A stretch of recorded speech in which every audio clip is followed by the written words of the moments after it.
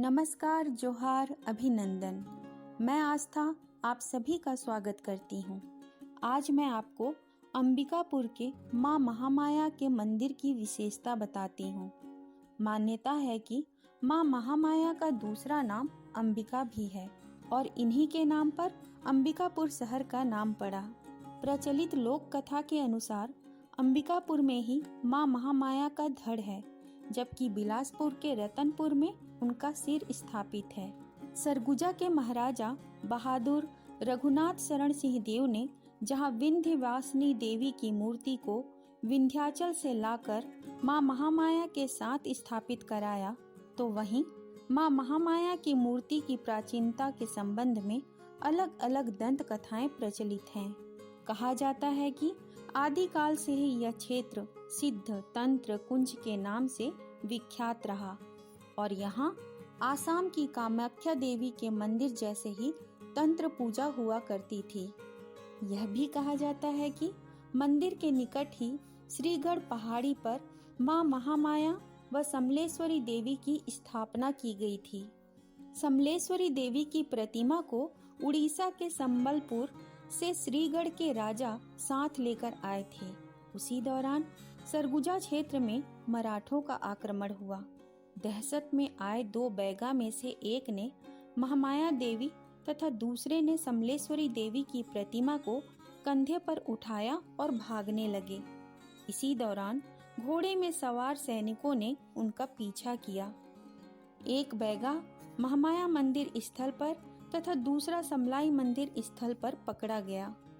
आप जानते हैं कि दोनों मंदिरों के बीच की दूरी 1 किलोमीटर है। शायद इस कारण मां महामाया मंदिर व समलाया मंदिर के बीच की दूरी इतनी है। वहीं प्रदेश के जिन जिन स्थानों पर मां महामाया की मूर्ति स्थापित की गई है, उसके ठीक सामने ही समलेश्वरी देवी भी विराजमान है।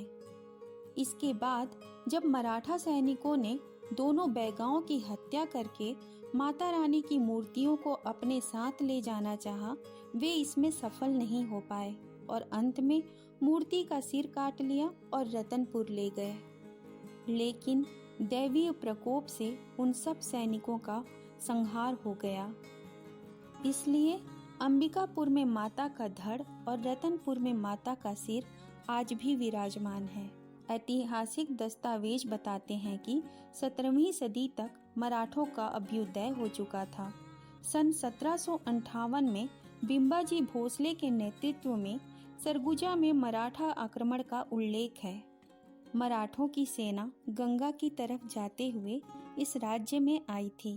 संभावना व्यक्त की जाती है कि उसी समय अंबिकापुर के श्रीगढ़ में आक्रमण हुआ होगा। प्रत्येक वर्ष शारदीय नवरात्र की अमावस्या की रात में मां महामाया व समलेश्वरी देवी का सिर प्रतिस्थापित किया जाता है। नवरात्र पूजा के पूर्व कुम्हार एवं चेरवा जनजाति के बैगा द्वारा मूर्ति की जलाभिषेक कराई जाती है। इससे मूर्ति का खंडित होने का दोष समाप्त हो जाता है। आज भी यह परंपरा है कि माता का सिर बनाकर उस पर मोम की लेप लगाई जाती है, फिर माता के धड़ के ऊपर स्थापित किया जाता है। बाद में सिर का विसर्जन कर दिया जाता है। पुरातन परंपरा के अनुसार नवरात्र में सरगुजा महाराज महामाया देवी के मंदिर जाकर पूजा अर्चना करते हैं। जागृत शक्तिपीठ के रूप में यह राज परिवार और सरगुजा की अंगरक्षिका के रूप में पूजनीय है। वैसे मुझे मां महामाया पर पूरा विश्वास है। अगर आपको भी विश्वास करना है तो एक बार मां महामाया के दर्शन करने अंबिकापुर जरूर आइए। ऐसी ही कुछ अनोखी जानकारी लेकर हम हमेशा आपके साथ बने रहेंगे। अगर आपने हमारे चैनल को सब्सक्राइब नहीं किया है तो प्लीज सब्सक्राइब कीजिए। धन्यवाद।